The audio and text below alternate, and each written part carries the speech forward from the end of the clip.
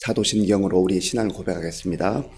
나는 전능하신 아버지 하나님 천지 창조주를 믿습니다. 나는 그의 유일하신 아들 우리 주 예수 그리스도를 믿습니다. 그는 성령으로 잉태되어 동정녀 마리아에게서 나시고 본디오 빌라도에게 고난을 받아 십자가에 못 박혀 죽으시고 장사된 지 사흘 만에 죽은 자 가운데서 다시 살아나셨으며 하늘에 오르시어 전능하신 아버지 하나님 우편에 앉아 계시다가 거기로부터 살아있는 자와 죽은 자를 심판하러 오십니다.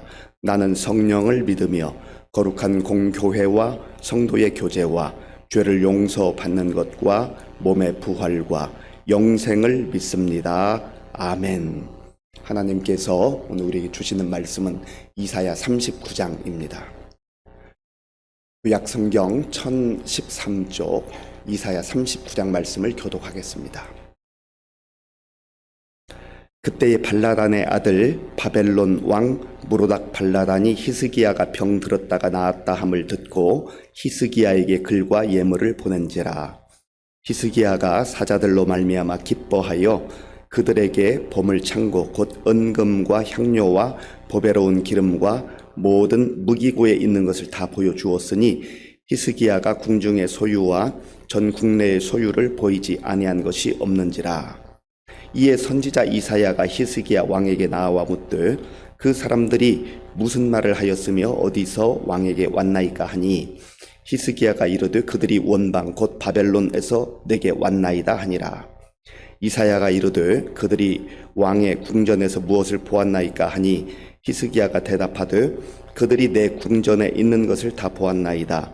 내 창고에 있는 것으로 보이지 아니한 보물이 하나도 없나이다 하니라. 이사야가 히스기야에게 이르되 왕은 만군의 여호와의 말씀을 들으소서. 보라, 날이 이르리니 내 집에 있는 모든 소유와 내 조상들이 오늘까지 쌓아둔 것이 모두 바벨론으로 옮긴 바 되고 남을 것이 없으리라. 여호와의 말이니라. 또 내게서 태어날 자손 중에서 몇이 사로잡혀 바벨론 왕궁의 환관이 되리라 하셨나이다 하니 히스기야가 이사야에게 이르되 당신이 이른 바 여호와의 말씀이 좋소이다 하고 또 이르되 내 생전에는 평안과 견고함이 있으리로다 하니라. 아멘. 하나님의 은혜로 히스기야가 죽을 병에 걸렸다가 나았습니다. 하나님께서 히스기야의 그 눈물의 기도를 들으시고 응답해 주셨던 것이죠.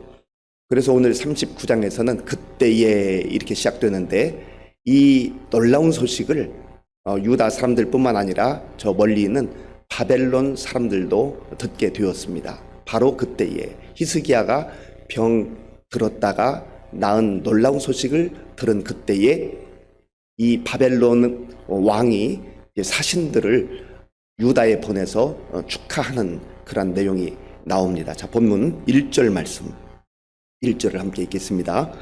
그때에 발라단의 아들 바벨론 왕 무로닥 발라단이 히스기야가 병 들었다가 나았다함을 듣고 히스기야에게 글과 예물을 보낸지라. 아멘. 당시에도 이 국가 간의 외교 관계가 있기 때문에 이 소식을 듣고 이제 바벨론 왕 무로닥 발라단이 사신을 꾸립니다. 그리고 이 히스기야 왕에게 편지글을 보내는 거죠. 축하하는 글. 그리고 예물을 잘 준비해서 보냈다 하는 것입니다. 히스기야가 이 사절단을 맞을 때 얼마나 기분이 좋았을까요? 그래서 오늘 성경 2절에 보면 히스기야가 크게 기뻐했다. 기쁨이 넘쳤다 하는 것이죠. 2절 말씀을 제가 읽어보겠습니다. 히스기야가 사자들로 말미암아 기뻐하여 그들에게 보물창고 곧 은금과 향료와 보배로운 기름과 모든 무기고에 있는 것을 다 보여주었으니 히스기야가 궁중의 소유와 전 국내의 소유를 보이지 아니한 것이 없는지라. 아멘. 이 국가 간의 외교 사절단을 보낼 때는 그저 마냥 순수한 목적으로만 보내는 것은 아닙니다. 이 외교 관계를 맺는 경우에 대부분의 양 국가 간의 자기 국가의 이익을 위해서 보내는 거 아니겠습니까? 그러면 이 바벨론 왕 무로닥 발라단이 왜 사절단을 꾸려서 이렇게 보냈을까? 거기에는 또 다른 목적이 있는 것입니다. 이 당시 아수르라고 하는 세력이 아주 강했고 그보다 좀 약한 세력이 바벨론이었습니다. 그러니까 바벨론 입장에서는 남유다와 힘을 합해야 아수르 세력을 대항할 수 있다고 생각을 했습니다. 그러니까 히스기야 왕이 병에서 고침을 받았다 하는 그 소식을 듣고는 이때가 참 좋은 때다. 우리가 사절단을 꾸려서 보내면 저들이 좋아하고 또 우리와 힘을 합할 수 있는 기회가 될 것이다. 그런 생각을 했던 것입니다. 그래서 이 무로닥 발라단이 이제 그런 목적을 가지고 개인적으로는 그리고 국가적으로는 외형적으로 히스기야가 질병에서 고침을 받았기 때문에 그것을 얼마든지 축하할 수 있잖아요. 그러나 그 속내에는 힘을 합해서 동맹을 해서 저 아수르 세력과 대항을 했으면 좋겠다. 그런 목적이 숨겨져 있었던 것이죠. 이러한 상황 속에서 히스기야는 이 사절단을 어쨌든 참 기쁨으로 맞이한 것입니다. 그런데 오늘 이 본문에 보니까 히스기야가 그 사절단을 곳곳 왕궁의 보물들, 무기고에 있는 모든 것들을 다 보여주었다. 그렇게 기록을 합니다. 아마도 히스기야는 이 당시에 질병에서 죽을 병에서 나았으니 얼마나 기분이 좋았겠습니까? 그런데 그 상황을 조금 분별력 있게 판단하지 못한 것 같습니다. 자랑하고 싶은 거예요. 뭔가 과시하고 싶은 거예요. 그래서 이 사절단을 친절하게 맞이하는 것, 그리고 예의를 갖추어서 맞이하는 것은 너무나 일반적인 일이고 귀한 일이죠. 그러나 그 정도가 지나쳤다, 과하다 하는 것입니다. 자, 2절 말씀을 제가 한 번 더 읽어보겠습니다. 히스기야가 사자들로 말미암아 기뻐하여 그들에게 보물 창고 곧 은금과 향료와 보배로운 기름과 모든 무기고에 있는 것을 다 보여주었으니 히스기야가 궁중의 소유와 전 국내의 소유를 보이지 아니한 것이 없는지라. 이 2절 말씀에서 우리가 히스기야의 그 상황 판단 그리고 보여주는 것이 도를 지나쳤다 하는 것을 느낄 수 있지 않습니까? 모든 것을 다 보여준 거예요. 아무리 자기의 질병이 나은 것을 축하하러 온 사절단이기는 하지만 그래도 국가 간에 보여줄 수 있는 것이 있고 보여줘서는 안 되는 것이 있지 않겠어요? 그런데 그 모든 것들을 다 보여주게 되었다는 것이죠. 이 상황 속에서는 히스기야가 자기 질병이 고침을 받았을 뿐만 아니라 우리나라가 이만큼 이제 상당히 실력도 있고 재력도 있고 뭔가 갖추어진 나라라고 하는 것을 보여주고 과시하고 싶은 마음도 있는 겁니다. 왜냐하면 그 국가 간의 힘으로 볼 때는 남유다보다는 바벨론이 더 강했거든요. 물론 아수르는 훨씬 더 강한 나라였지만 그러한 상태에서 우리나라도 이 정도 됩니다 하는 것을 과시하고 싶은 그러한 지나친 마음이 있었다고 하는 것이죠. 여기에 문제가 있었던 겁니다. 사실은 히스기야가 질병으로부터 자유함을 얻고 고침을 받은 것도 명의를 통해서 고친 게 아니잖아요. 전적인 하나님의 은혜 아니었습니까?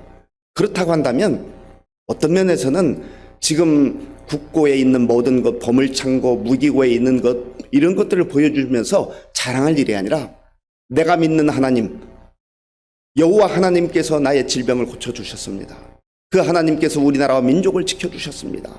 하나님의 그 역사하심과 하나님의 은혜를 간증하고 그 하나님의 그 역사하심을 자랑하고 이렇게 하는 것이 마땅하지 않습니까? 그런데 여기에는 그런 모습이 잘 보이지 않는 거예요. 이것을 보면은 사람이 참 얼마나 연약한 존재인가라는 것을 우리가 다시 한번 보게 되는 거예요. 히스기야에게만 그런 모습이 있겠습니까? 우리는 다른 사람이 행하는 어떤 행동이나 말, 또 살아가는 모습을 쉽게 판단할 때가 있어요. 야, 저 사람 왜 저러지? 저 사람 너무한 거 아니야? 조금 가졌다고 우쭐대네? 조금 열심히 한다고 아주 그렇게 판단할 때가 있다는 거죠. 그런데 그러한 모습들이 우리의 삶 속에, 우리의 생각 속에 깊이 스며들어 있다는 거예요. 그런 의미에서 교만이라고 하는 것은 조그만 틈새만 있으면요, 사단이 그 틈새를 공략하는 거예요. 교만해지는 것은 너무나 쉽습니다. 교만해지는 것은요, 연습이 필요하지 않아요. 그런데 겸손하기 위해서는 저절로 되는 법이 없습니다. 겸손하기 위해서는 정말 신경 써야 되고 애써야 되고 나의 자아를 죽여야 되고 하나님 앞에 무릎 꿇고 기도해야 되고, 그렇게 해도 겸손해질까 말까예요. 그런데 교만한 것은요, 잠시 방심하면 사탄이 그 틈새를 노리고 들어온단 말이죠. 그런 의미에서 우리가 교만한 모습, 겸손한 모습은 늘 경계선상에 있다라고 하는 것을 기억을 해야 됩니다. 다른 사람이 교만한 모습, 우쭐대는 모습을 보일 때마다 쉽게 판단하기보다는 나에게도 저런 모습이 있지, 하나님께서 나에게 지금 저 사람을 통해서 경계해 주시는구나, 경고하시는구나 라고 하는 것을 늘 기억을 해야 됩니다. 이것은 일상생활 속에서 얼마든지 일어나는 일이에요. 그래서 꼭 기억할 것은, 겸손은 부지런히 기도하고 하나님 앞에 매달려야 되고 주님을 의지하고 십자가를 바라보고 그렇게 해야만 겸손해질 수 있는 것이고, 교만한 것은 그냥 살면 교만해지는 거예요. 많은 시간이 필요하지도 않습니다. 잠시 방심하면 교만이 들어오게 돼 있어요. 이것이 바로 연약한 우리의 모습이라는 것을 늘 인정을 해야 됩니다. 바로 이러한 때에 하나님께서 이사야 선지자를 보내서 이제 히스기야의 하나님의 은혜보다는 자기 자신의 그 외형적인 모습들을 과시하는 내용들을 말씀하시는 거죠. 자, 3절 말씀 함께 읽겠습니다. 이에 선지자 이사야가 히스기야 왕에게 나와 묻되 그 사람들이 무슨 말을 하였으며 어디서 왕에게 왔나이까 하니 히스기야가 이르되 그들이 원방 곧 바벨론에서 내게 왔나이다 하니라. 아직까지 히스기야는 이사야가 묻는 이 질문에 그 본질이 뭔가에 대해서 잘 모르는 것 같아요. 원방에서 왔습니다. 저 멀리서 왔습니다. 멀리서 온 사람들에게 보여준 것이 무슨 큰 잘못이겠습니까? 아직 그 본질을 잘 알지 못하고 있어요. 자, 4절 말씀, 4절은 제가 읽겠습니다.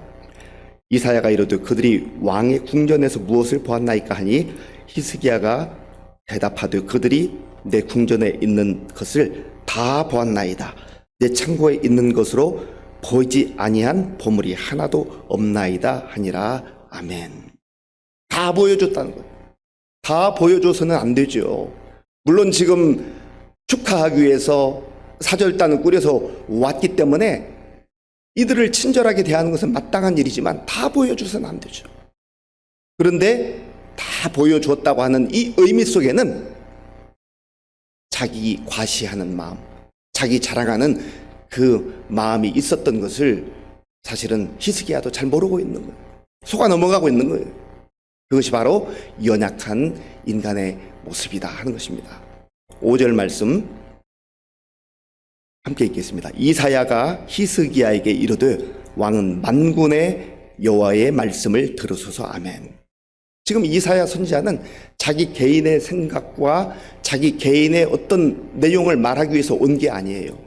선지자 이사야는 하나님께서 주시는 말씀을 가지고 온 것이지요. 그렇습니다. 하나님의 사람들은 자기 생각이나 자기 경험이나 자기 지식, 자기 판단력을 말해서는 안 되는 거예요. 하나님께서 주시는 말씀, 그 말씀을 가서 전해야 하는 것이죠. 그게 바로 선지자의 사명입니다. 우리도 이 땅을 살아가면서 하나님께 부름받은 사람들로서 하나님의 음성에 귀 기울이고 하나님의 말씀을 잘 귀담아 들어야 될 이유가 여기 있어요. 다른 사람을 만나서 이런저런 얘기할 수 있습니다. 그런데 정말로 내 마음속에 하나님께서 주신 그 하나님의 말씀을 내 주변 사람들에게 나누고 있는가? 그런 의미에서 우리가 날마다 하나님 앞에 무릎 꿇고 말씀을 경청하고 하나님의 뜻을 이해하고 하나님의 말씀을 깨닫는 가운데 하나님이 원하시는 말씀을 나누는 그러한 사명이 있다고 하는 거예요. 우리는 그리스도 안에서 이 선지자 이사야만 그런 사명을 받은 것이 아니라 이 험악한 세대 속에서, 영적으로 혼돈한 이 시대 속에서 내 생각, 내 지식, 내 경험을 큰 소리로 외치는 사람들이 아니라 하나님의 말씀, 하나님이 이 시대 가운데 우리에게 주시는 그 말씀을 잘 분별하고 그 말씀을 나누는 사명이 있다고 하는 거예요. 6절 말씀을 제가 읽겠습니다. 6절과 7절. 보라, 날이 이르리니 네 집에 있는 모든 소유와 내 조상들이 오늘까지 쌓아둔 것이 모두 바벨론으로 옮긴 바 되고 남을 것이 없으리라. 여호와의 말이니라. 또 내게서 태어날 자손 중에서 몇이 사로잡혀 바벨론 왕궁의 환관이 되리라 하셨나이다 하니 아멘. 보라, 날이 이를 것이다. 하나님이 정하신 그때가 되면 너가 자랑하는 이 모든 것들을, 그 모든 것들을 다 바벨론 사람들이 가지고 갈 것이다. 그리고 너의 자손들 중에서 포로로 끌려가서 그 나라 바벨론의 환관이 될 것이다. 물론 이것이 꼭 히스기야가 잘못하고 히스기야의 죄 때문만에 이렇게 되는 것은 아닙니다.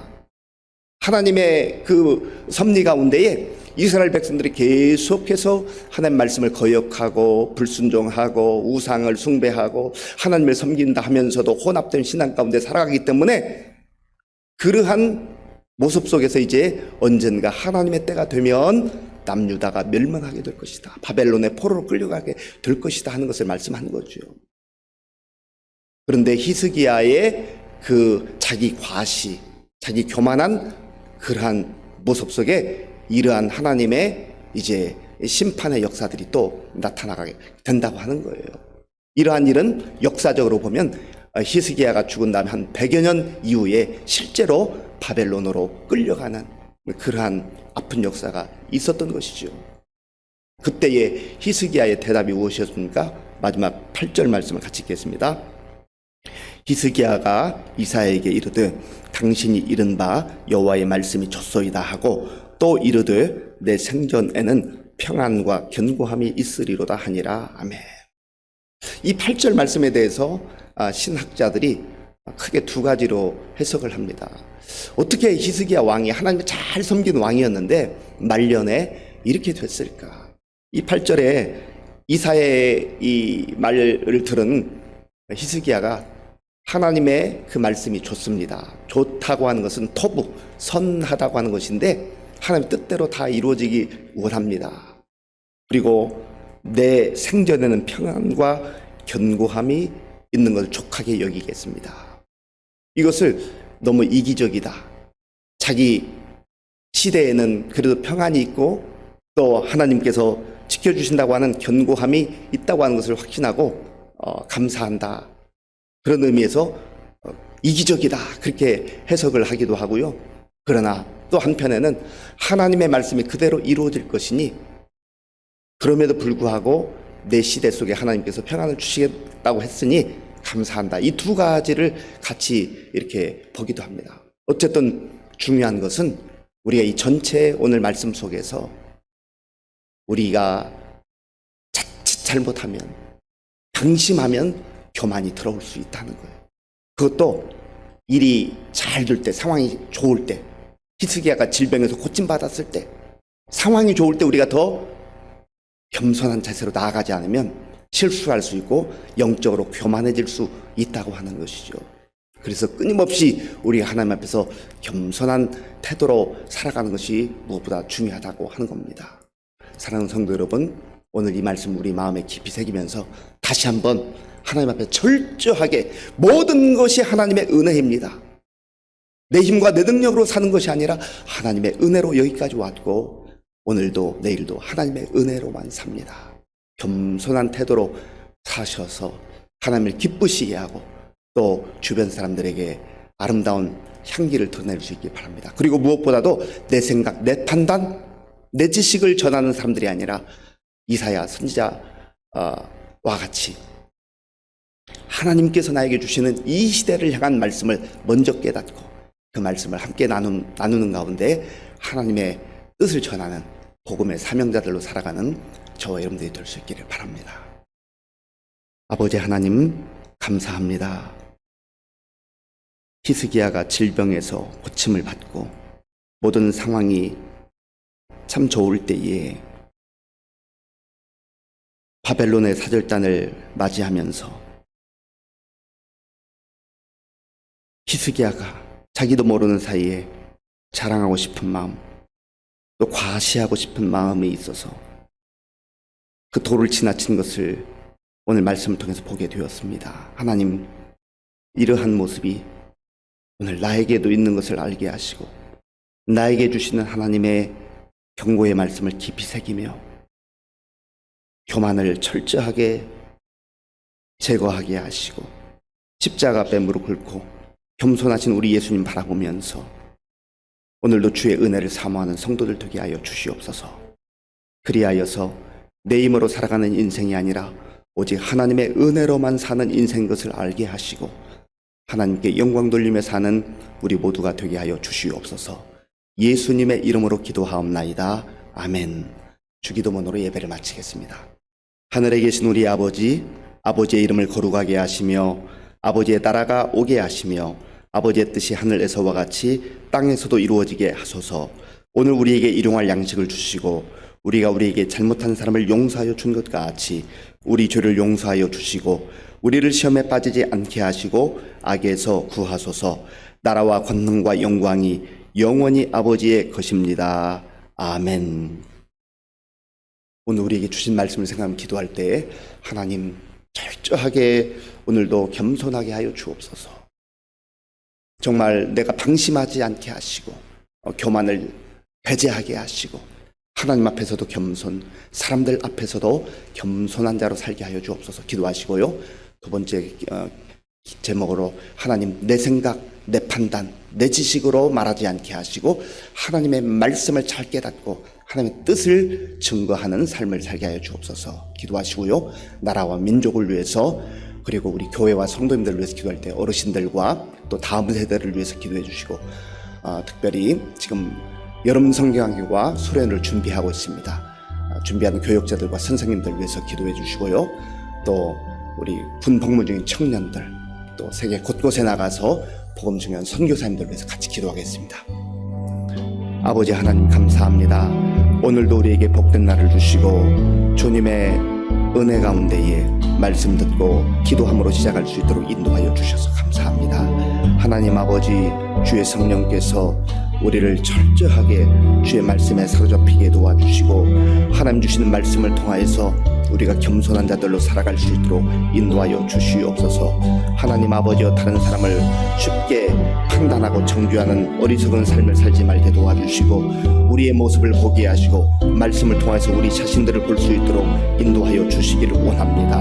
하나님 아버지, 교만해지는 것은 순간이요, 겸손해지기 위해서는 철저하게 무릎 꿇고 기도하고 하나님 의지하고 주님 바라보며 십자가를 붙들지 아니하고는 겸손해질 수 없는 우리인 것을 아버지 알고 하나님 앞에서 기도함으로 나아갈 수 있도록 인도하여 주시옵소서. 하나님, 우리의 삶 속에서 나의 아버지 능력과 내가 한 일들을 자랑하는 어리석은 자들이 되지 말게 도와주시고 모든 것이 주님의 은혜요 하나님의 은혜인 것을 고백하며 오늘도 주의 성호를 자랑하며 주의 성호를 높이며 살아가는 우리 성도들 될 수 있도록 은혜를 베풀어 주시기 원합니다. 하나님, 무엇보다도 영적으로 혼돈한 이 시대 속에서 하나님 말씀을 사모하게 하시고 하나님 말씀을 깊이 묵상하는 가운데에 하나님 뜻이 무엇인지를 분별할 수 있는 영적으로 깨어있는 자들 될 수 있도록 인도하여 주시옵소서. 그래야지 하나님 아버지여, 이 시대 속에서 우리가 말씀을 온전히 깨닫게 도와주시고 또 하나님께서 우리에게 주시는 하나님의 말씀을 우리 주변 사람들에게 증거하는 전도적 아버지여 전도의 삶을 살아갈 수 있도록 하나님 인도하여 주시옵소서.